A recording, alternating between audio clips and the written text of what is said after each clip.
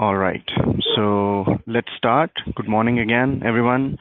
Welcome to Aspire webinar. My name is Ali Bilal and I'm the product manager here at Ingram.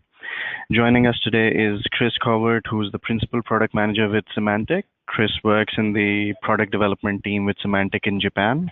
He'll be talking to you about the latest ransomware threats to date that have come up in the industry, and he'll update you with the Symantec product developments and how what kind of product features are coming in to address all those threat developments.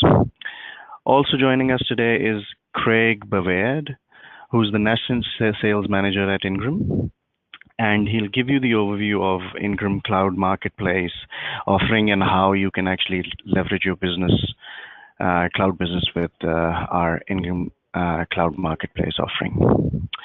So if you have any questions during the presentation, please feel free to write it in the chat window and we'll take it in the end. And so without any further ado, I would now hand over the controls to Chris, who'll take you through his presentation. Chris, over to you.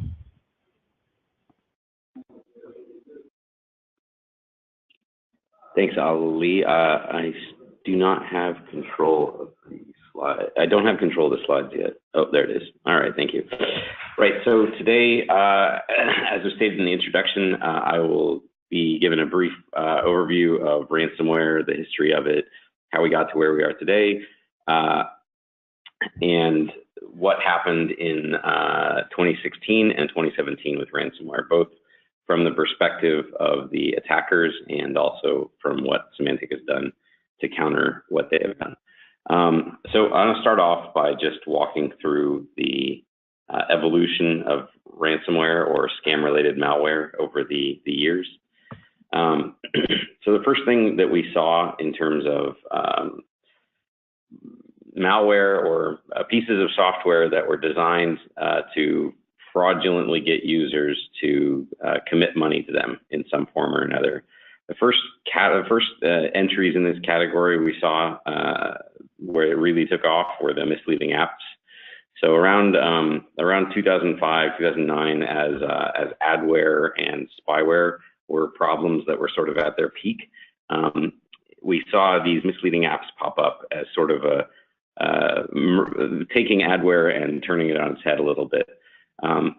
So what they did was, and these usually were installed by botnets or by Trojans that have been developed by hackers looking to install their piece of software, typically a misleading app, sometimes a distributed denial of service attack tool. But they were looking to install their software on a massive number of machines. So we saw the misleading apps, which then prompted the user to pay the attacker something to fix something on their machine. Most of the time, these applications would indicate that there were symptoms on your machine that weren't actually there, and that fear factor was supposed to get you to pay for it. The next stage was we saw them take that same concept and then go, well, what if we just stole the branding from well-known antivirus or well-known security software companies. And we saw some pretty impressive faking of our UI and our product behavior, though much like misleading apps, on the back end, they often didn't do anything, or they did something outright malicious. Either way, the goal was to collect money from victims. Then, as we move forward a little bit, and we still see some of these ransomware, so I've extended this to say 2017 plus, but we saw the system locker ransomware, and so this worked off of, this was an early form of ransomware where it wasn't encrypting your files, it was just making your computer difficult or impossible to use. These have kind of died down in the desktop and laptop space, but they still exist in the Android space, and they've taken the same lockdown model and applied it to a new platform. And then finally, we get to today, where we have crypto ransomware, where this is what everyone's familiar with these days.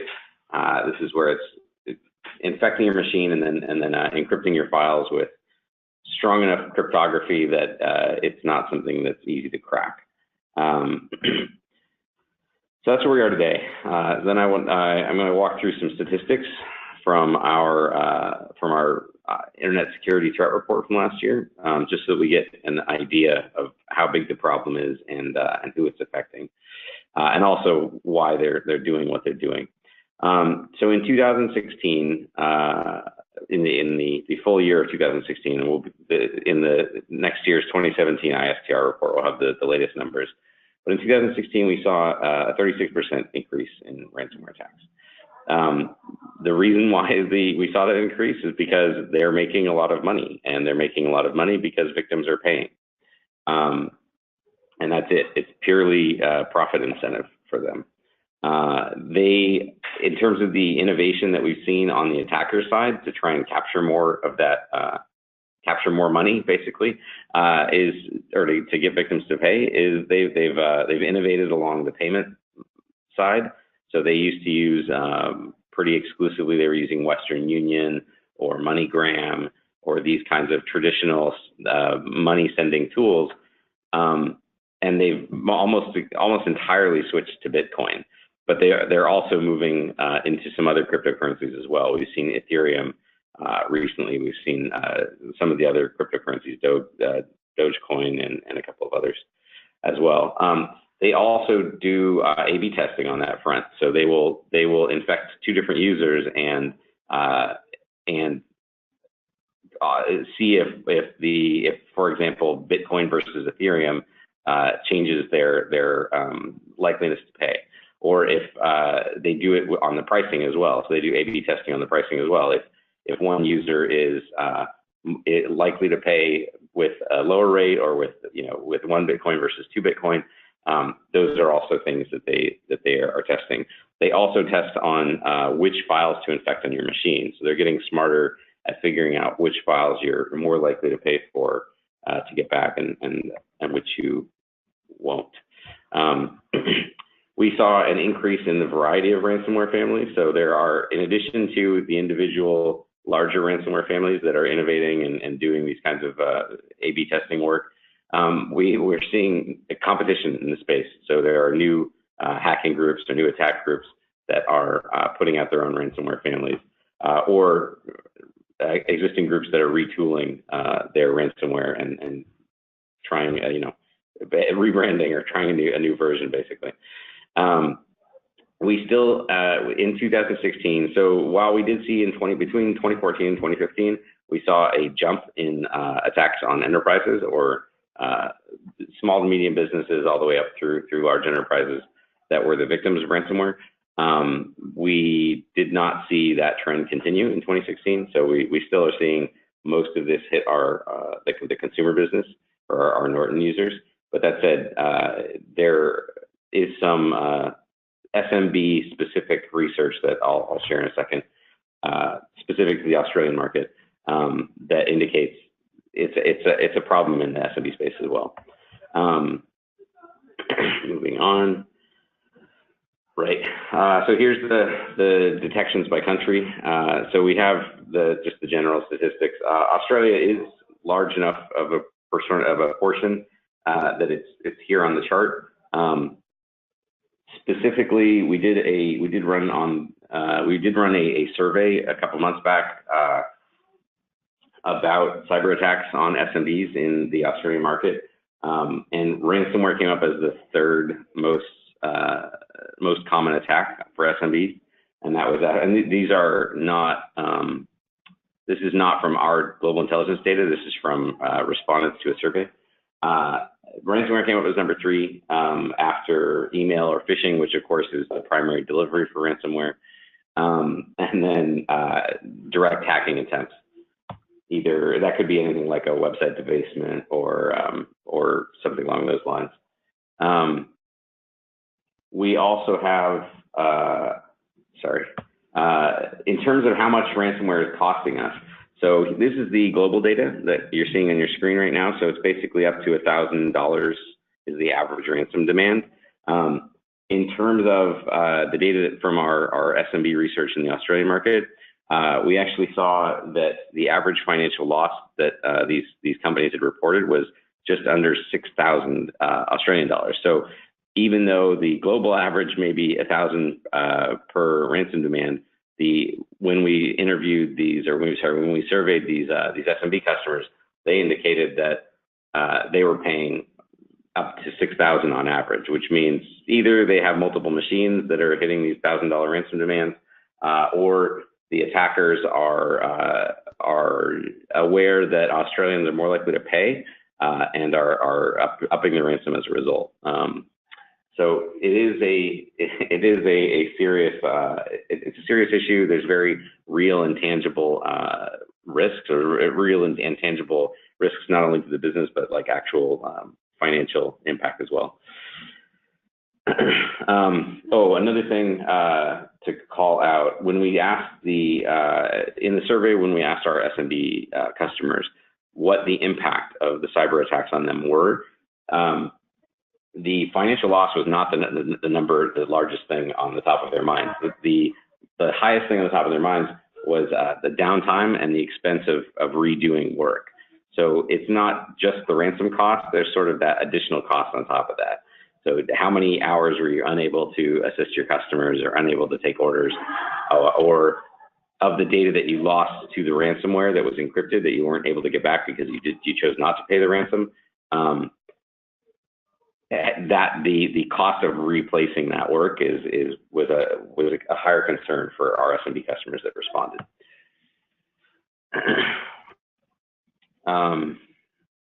Sorry, moving. I think I've lost control. Oh, no, there it is. Oh, sorry, I'm gonna go back. There we go. Right, so what is driving up the ransom demand? In other words, why do we see it jump from a couple $100 to over 1,000 in last year? Basically, we're seeing the percentage of customers that pay ransom has increased. The percentage is highest in the US, which is why we saw the greatest number of hits in the US, but per capita proportionally, Australia is quite high as well. I think it actually, if you look per capita globally, Australia is maybe number 3. So despite the fact that when we look at the numbers in aggregate, it's 3% of the total attacks. If you think about that relative to the population, it's actually higher. So moving forward. All right, so now that we've covered kind of the state of the world as it is with respect to ransomware, I want to walk through what a ransomware attack looks like from start to finish, and then I'll talk about how what they've done better this year, and then what we've done to counter that in our products. So first, we have the malware delivery, which of course is typically via either email or a download link. If it's via email, it may then be via some kind of URL, or it may be via some compromised attachment file that's attached. So the email may say, hey, here's this invoice, please open the PDF, and then the PDF is exploiting a vulnerability in Acrobat Reader that then uses that exploit to load the ransomware onto your system. Once the ransomware has installed itself, it then issues the command back to the command and control server.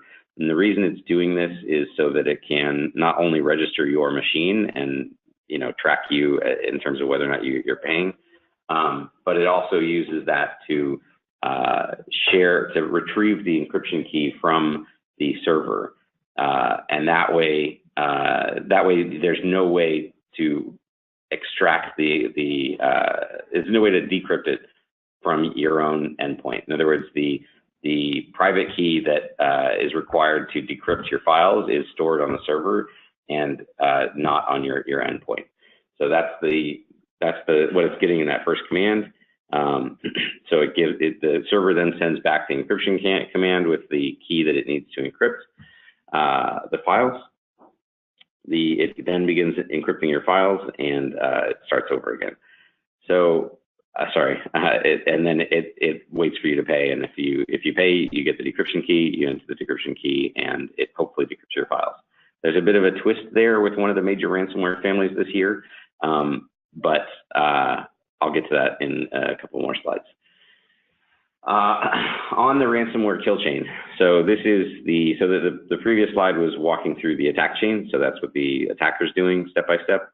In terms of innovations this year on the attacker side, the biggest one was that we saw them use they used a 0-day vulnerability that was part of a toolkit that was used by some state actors, and that toolkit for exploiting machines or for attacking individual endpoints was released by another hacking group who had gotten their hands on it.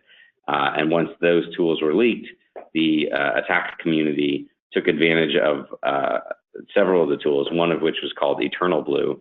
Eternal Blue, which was then, it was given a CVE number, but basically it was a vulnerability in Microsoft's server message block protocol. Server message block protocol is also known as Windows file sharing. So if you don't actually need to have Windows file sharing turned on or be using it. It's on by default, and your endpoints will automatically be attempting to communicate over server message block protocol, just as it's the nature of Windows networking, basically. So once your computer is on a network, if you then go to the network view, in the background, your endpoint is trying to communicate with other endpoints nearby, so that it can see if they have services that you can then consume, one of which services might be file sharing, one might be printer sharing. But in terms of the changes that we saw in ransomware and which had the largest impact, the use of that vulnerability to spread from machine to machine was by far the biggest one. And there were two families that made ransomware families that made the news that I'll highlight on the next slide. In terms of some of the other innovations, I covered them on earlier slides. We're seeing them do A/B testing. They're moving into new cryptocurrencies. They are experimenting with which files to infect and whether or not that leads to a higher pay rate. Those kinds of things. On our side, we have the kill chain to look at. So as we look across our products or across our protection stack, which is available in SEP Cloud, we have several different solutions that are available or that we've improved. We've either added to the product in previous years or that we've improved over the last year to address some of these changes. I think the most critical one to talk about today, given that I have called out the use of Eternal Blue or the use of that Windows file sharing vulnerability to spread, is we, as part of our normal operations, we had added a intrusion prevention signature for the Eternal Blue vulnerability almost immediately after it was disclosed. So as soon as that toolkit was available, our security response team in our STAR group internally, they grabbed every single exploit they could find. They grabbed all the toolkits. They started running tests on them internally to see what the exploit traffic looks like, both at the network layer, but also at each individual endpoint. And they were able to use that to write intrusion prevention signatures for the majority of those exploit tools that were released. So what that meant was, before the attackers were able to get that tool and put that into their attack chain for ransomware, we already had a signature out that was blocking the use of that exploit. So from an end user's perspective, maybe the initial delivery of that ransomware, maybe the email maybe you saw the email, maybe you saw the link, but that first time it tried to infect a machine nearby, we blocked it. And what that meant was that despite all of the news and all of the press, during a major outbreak, which Symantec has seen plenty of, we had a very, very, very low call volume. So it was not indicative of, we did have some customers that either had not updated their product, or IPS was turned off, or they ran into a certain scenario where they did get infected. But for the majority of our customers, we blocked both the two major threats from this year that were exploiting that vulnerability. Right. Other things that we can do at the initial block stage for that initial delivery vector, we can block at the email side with anti-spam. We block with proactive exploit prevention. So if we had not known about that exploit beforehand, the Eternal Blue exploit, we actually also added a proactive exploit prevention system in over the last year. So it's also available in SEP Cloud. It will automatically identify what looks like exploit behavior. So if there's another process that's trying to issue a buffer overflow in the memory, that kind of behavior is something that we can detect and we can block. We do IP reputation, we do file reputation. These are all things that can block at that first stage. At the next stage, we can block at the host with the traditional antivirus engine. Once the file's on the machine, the behavioral engine applies, and also our new machine learning engine also applies. We also apply our intrusion prevention to the outbound traffic. So that first command that's going to the command and control server, that is a place where we can capture the traffic, and if we can block it there, then it never gets the encryption key, and your machine stays safe. The last stage, we also do that inbound blocking on Sonar. So we can identify that you have maybe been infected, but that we can block it again from the inbound command back to the endpoint. So if we see a command coming back from a remote host and then the attempt to start encrypting files, that is a behavioral improvement that we've added in the last. That's the most recent one in the last couple months. So we are looking for what we call destructive behavior or destructive behavior in the file system. So if we see a process that is doing things that make the files unusable afterwards, that is something that, whether that's encryption or whether that's the full destruction of the file, that is a special behavior that we then treat as likely related to ransomware, and then we can detect the process and block it on your endpoint. Right. So that is sort of the collective effort from Symantec this year on the ransomware front. I'll call out just specifically these two families that made the news. So as I was talking about earlier, Eternal Blue was the vulnerability used in both of these attacks. WannaCry obviously made the news back in May. It hit a lot of the private sector. It hit a couple of hospitals that I think there was one in the UK. I believe there was also one in Australia that was hit. There was significant long-term downstream impact on customers, patients. There was a supply chain management company that was also hit. So this was because it spread via this vulnerability. Once it was on a network, it wouldn't hit just one customer or just one victim, one user.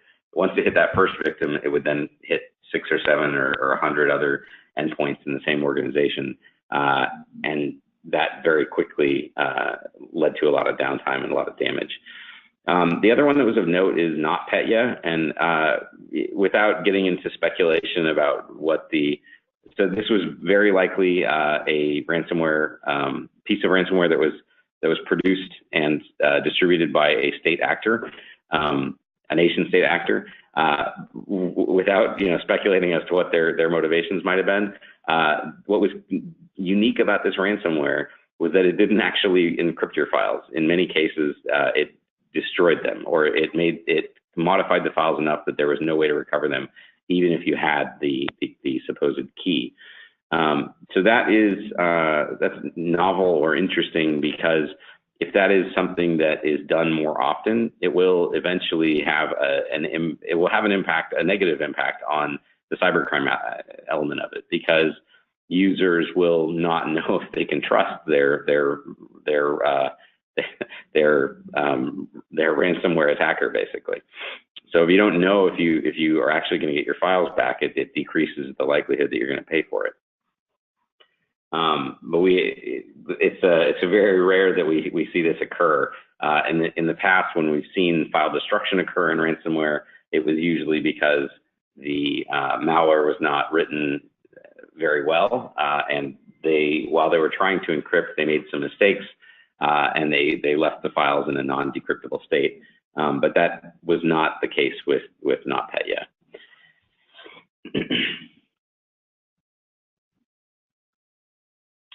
Yeah, and then the other, I missed out on my own animation. So yeah, the key thing, the final key thing I wanted to call out is that both of these campaigns were, of course, blocked by Symantec. Across these two campaigns, we saw over 1 billion IPS telemetry pings. So that means, like, basically we blocked over 1 billion. We blocked these attacks over 1 billion times across all of our endpoints. Okay. Just to look a little bit forward and to get you thinking about some of the bigger picture of what ransomware is and what it's using. Ransomware is spreading via all of these different methods. So we do see secondary infections. So that was the way that both the two previous campaigns that I was talking about spread. We see it doing brute force passwords. So it has an internal brute force tool, and it will automatically be trying to connect over Windows file sharing or the Windows command and control, the inbuilt command and control tools. And it will just try and brute force your password. And once it gets your administrator password, or once it gets a password that it can exploit, then it will then use that to infect the machine. We see it exploiting the server side and then spreading via an infected server. We see self-propagation. We see third-party app stores. So I was talking earlier about the locker that had moved into the Android space or to the mobile device space. That's an example we're calling out here. We saw Locky, which was a active campaign in previous years, though not that active this year.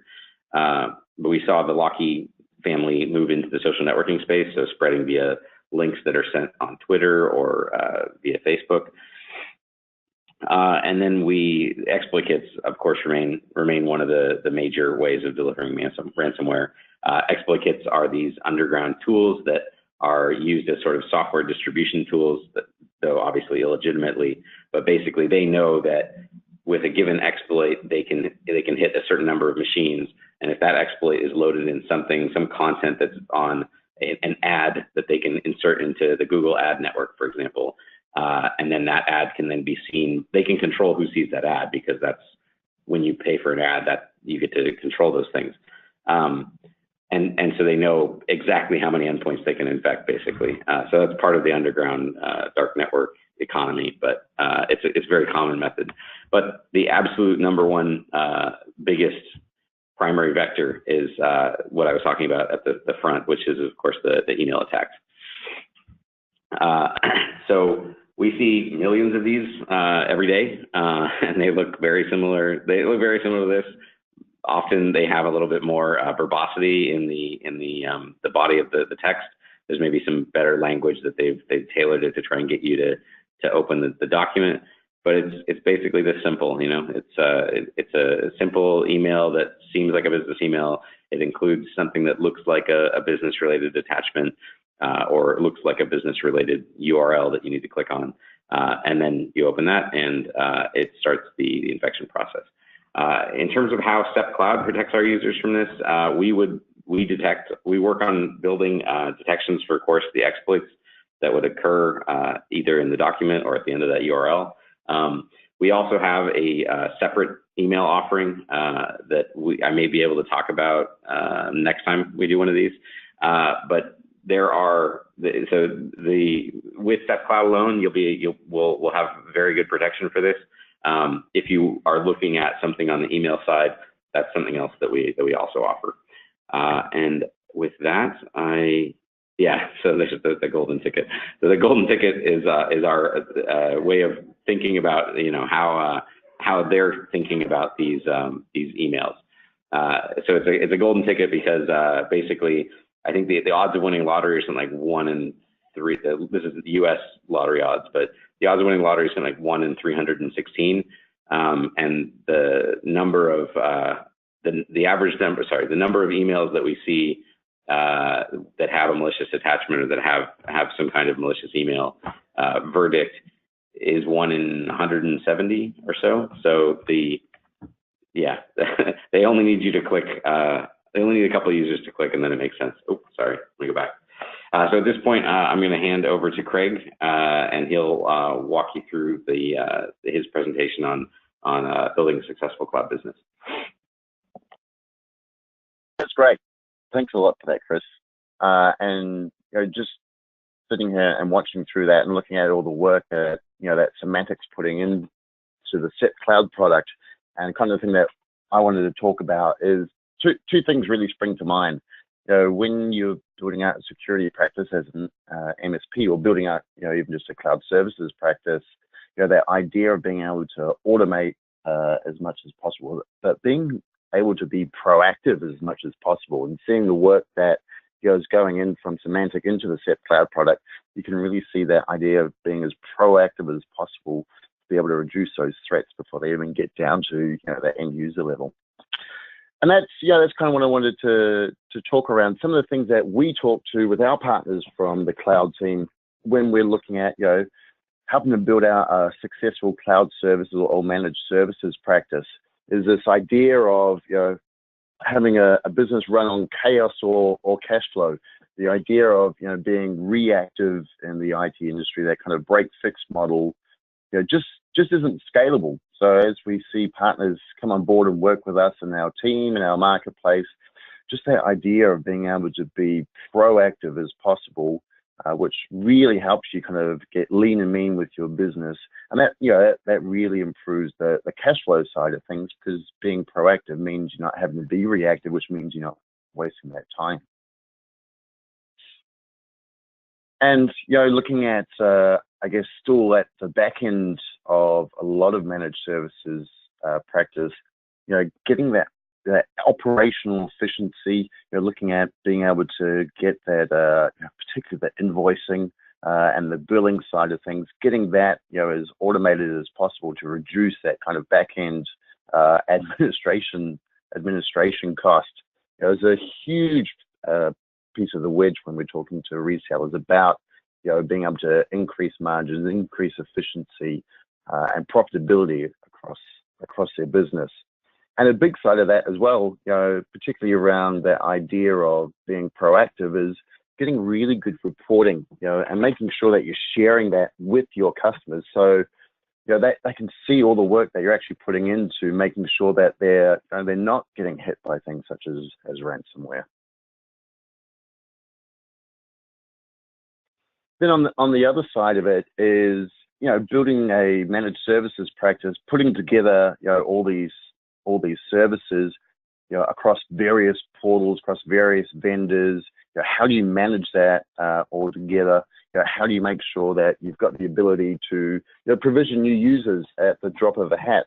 Working for resellers for many years in Australia and New Zealand, we all know that call on a Monday morning from our customers saying, "Oh yeah, I accidentally forgot to tell you I've got a new starter today.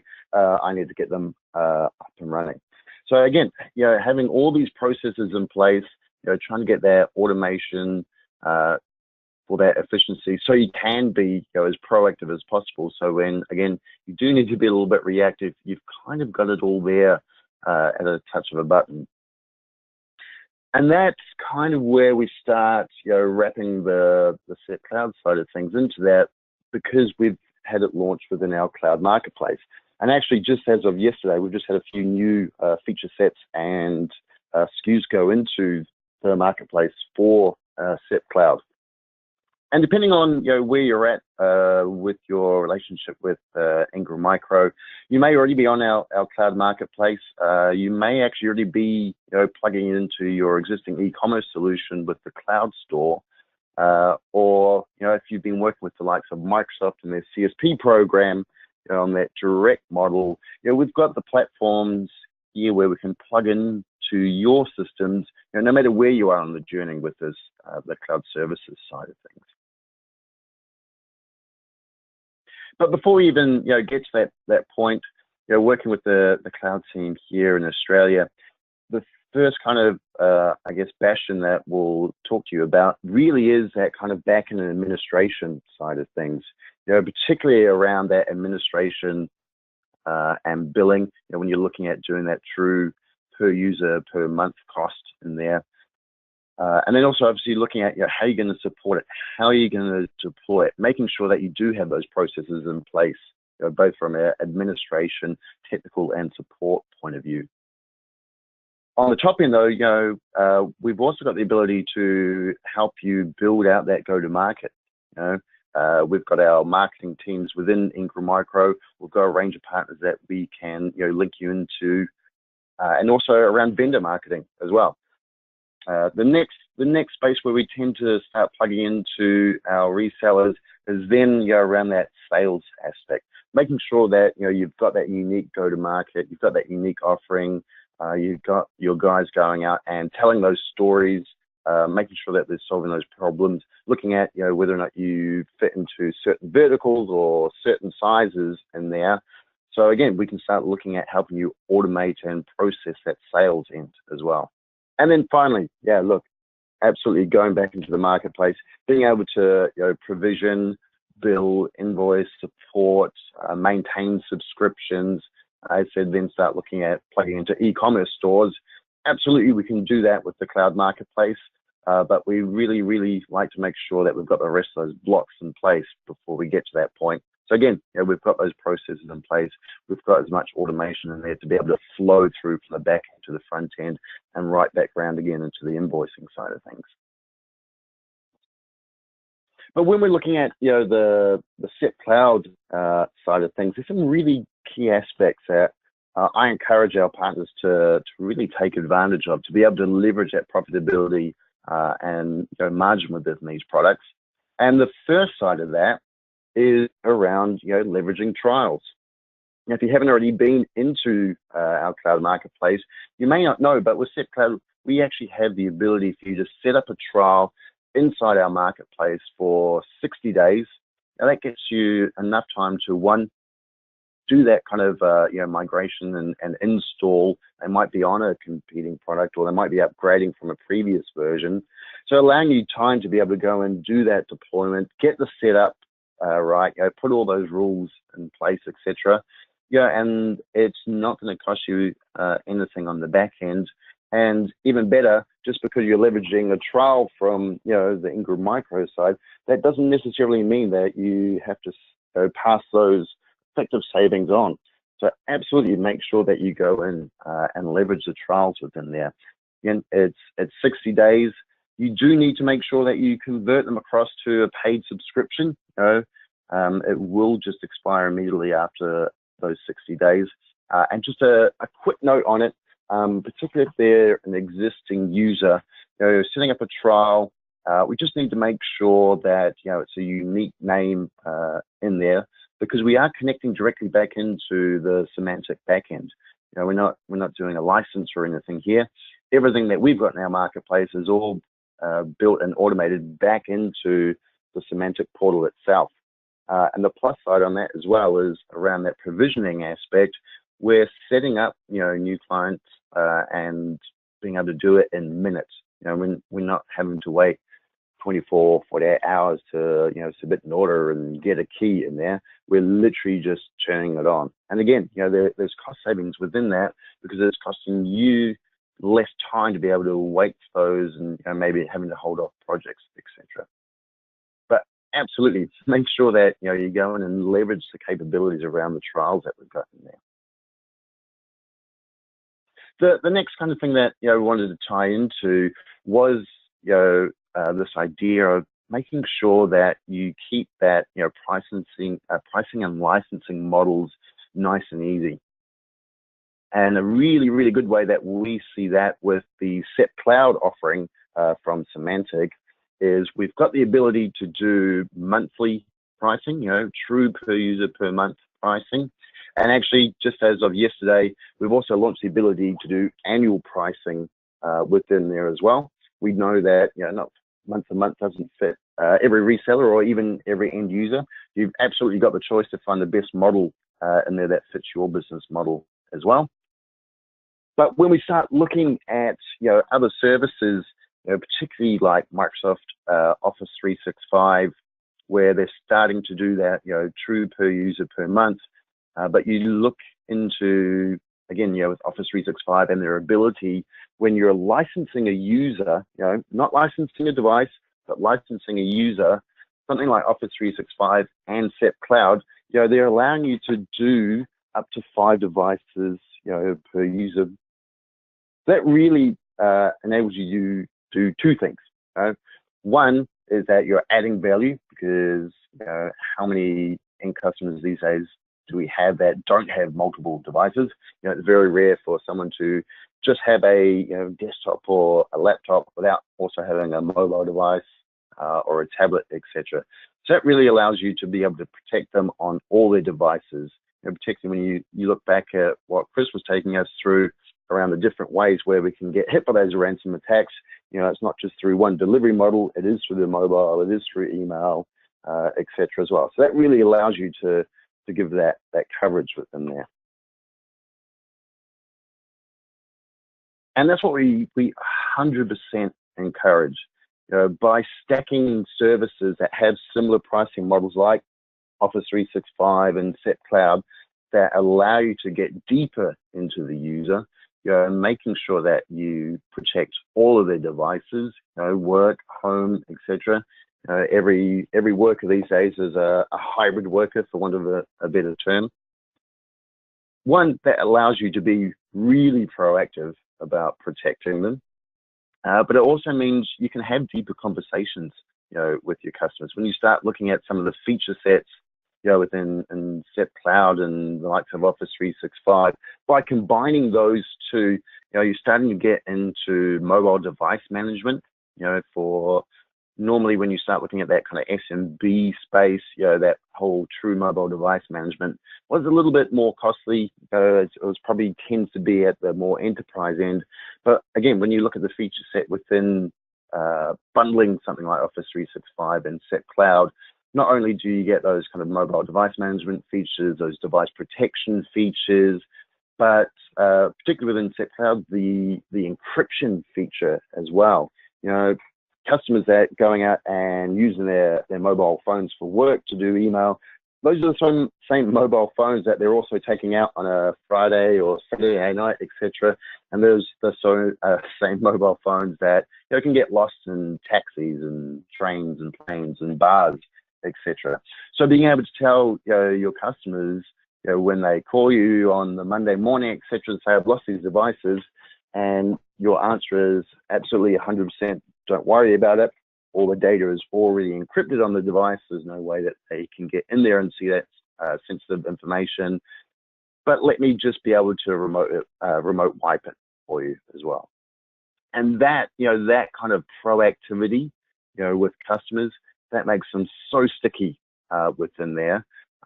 And when you start, thinking about when you see all these ransom attacks, etc., and companies getting hit large and small, and then your customer is going out and saying, you know what, I wasn't affected by that at all. Our IT, our service provider was making sure that we had all our devices protected.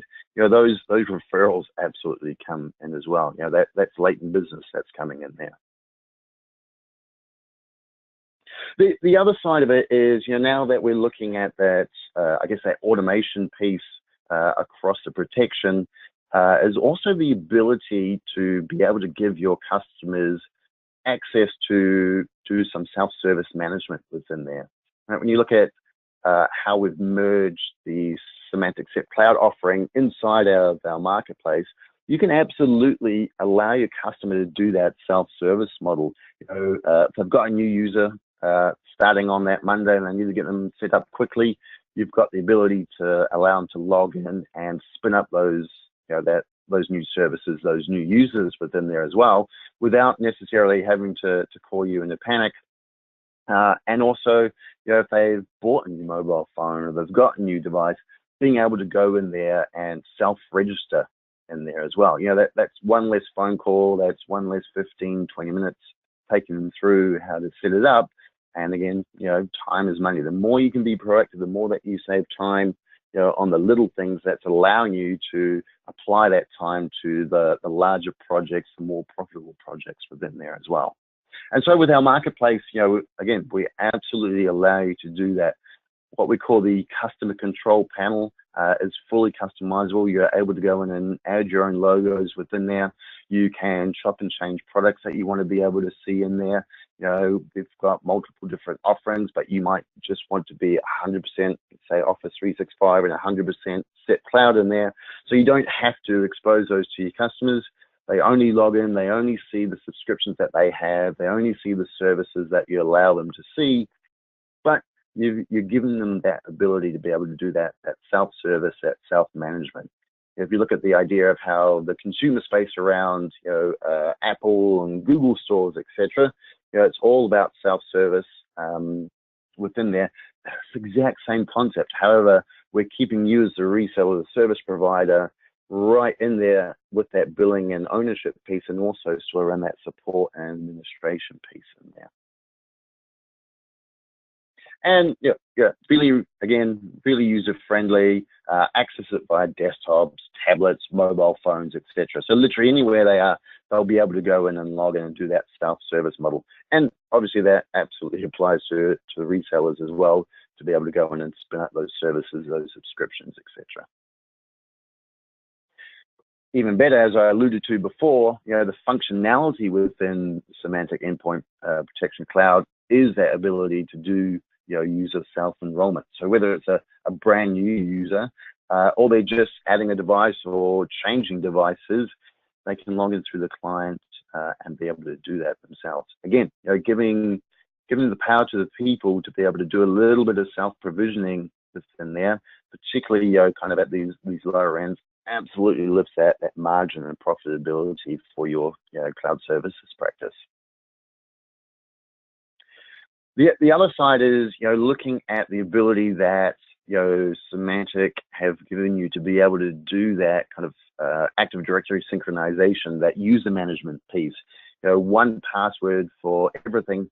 So when they do their self password reset, or you reset the password for them to log in their computer on Monday morning, that is flowing through all the services that they have, across Symantec, across the Office 365, et cetera, being able to plug them into that AD capability, again, that proactivity, having those processes and automation in place, just saves a whole lot of headache, down at that end user management level.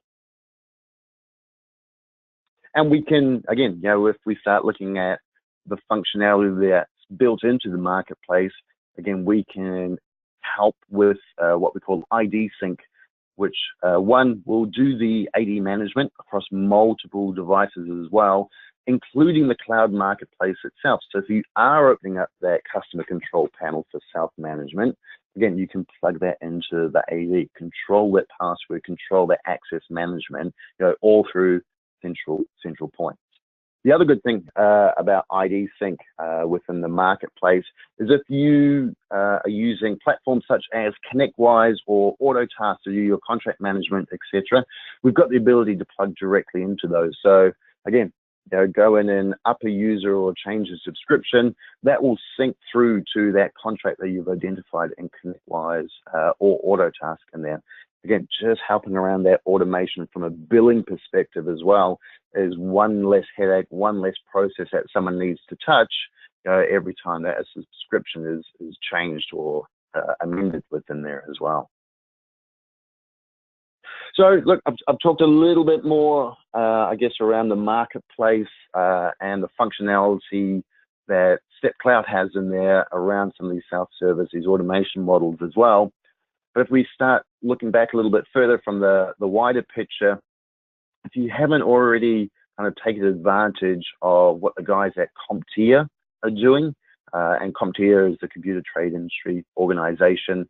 I've personally been working with them for about the last kind of 10 years across New Zealand and the UK, and they've been building out their presence here in Australia for about the last 2 to 3 years. These guys have some fantastic research and, I guess, guidelines available when you're starting to look out at build a dedicated practice on there. And I've just given a kind of a snapshot of a few in there that I thought might be interesting, you know, assessing that cloud security landscape, and a little bit of research paper in there that they just released earlier this year. You know, guides around setting up those security health checks, guides around building out a managed services team within there as well. These are actually all free guides as well. So if you want to get access to them, by all means, just head to the CompTIA site and go in and download them there as well. But really, really good if you know, you're just starting to look at building out what that practice might look like within there, you know, from a security perspective, from a managed services perspective, or, you know, from a cloud services perspective there. And the last thing that I wanted to touch on, you know, just looping back to why we were all here for the Aspire program, you know, there's an absolute ton of resources that we have available around the Symantec product set in there as well, that you've got access to. A ton of resources that you can see there across, you know, sales, technical, etc. Make sure that you leverage those as well. Now, there's no point reinventing the wheel where you can simply get access to some of these resources and adapt them to best fit into your managed services practice in there. All right, well, look, I guess that's all from my side there. If you do want to talk a little bit more around, you know, the marketplace, the SEP cloud, around that managed services practice, by all means, you know, we've got a dedicated team here, Ingram Micro Cloud. Reach out to us. Phone number there is, you know, 938-16000. Just ask to be put through to the cloud team. We've got representation on the ground in Queensland, Victoria, and New South Wales, as well as our internal guys, as well as our marketing team as well. Reach out to us. I'm CloudAU at ingrammicro.com. Jump onto ingrammicrocloud.com.au. Even better, jump onto our LinkedIn feeds, massive YouTube channel within there as well, and obviously on the Twitter feeds as well. But look, I guess that's it from me. Again, I just wanted to thank Chris. I thought that was great taking us through those as well. But let me hand you back to Ali. Thanks, Craig. And there are questions coming in. I've got one question here, which is, I guess it's more related to Chris. When will the SEP Cloud for Mac OS available on the managed console?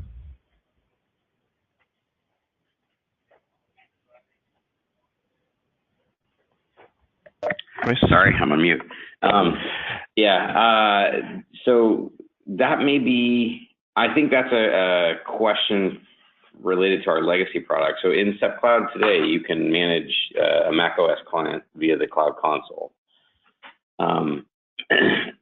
The unmanaged experience is for the SEP Small Business Edition, or SEP.Cloud, which is the legacy product.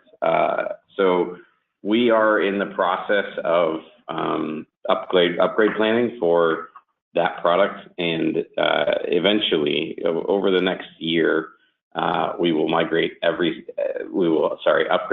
single customer who's currently running SEP.Cloud to, or SEP Small Business Edition, to the SEP Cloud experience. The planning and timing of that, obviously, because it's such a significant shift, we want to make sure that it's a smooth process for everybody. So it's going to take at least, it's a process that will occur over the next year. But SEP Cloud, the product that's sold today via the Ingram Cloud Marketplace, that supports, you can manage a Mac client from the console today. All right. And another question for Craig. How can the partners register themselves for Ingram Cloud Marketplace? Yeah, look, really, really easy. So if you've already got an Ingram Micro account, all you need to do is log into TechLink.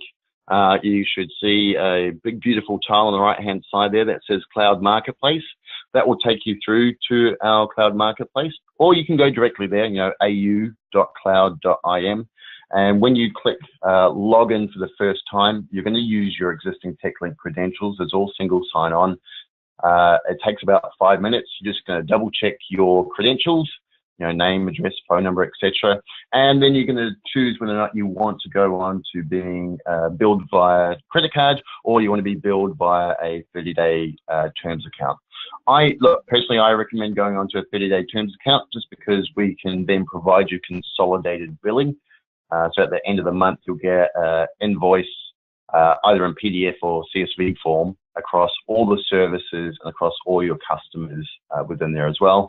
And you can choose a billing date within there. But like I said, 5 minutes, au.cloud.im, use your existing credentials. 10 minutes later, you'll have access to the marketplace and access to all the services there.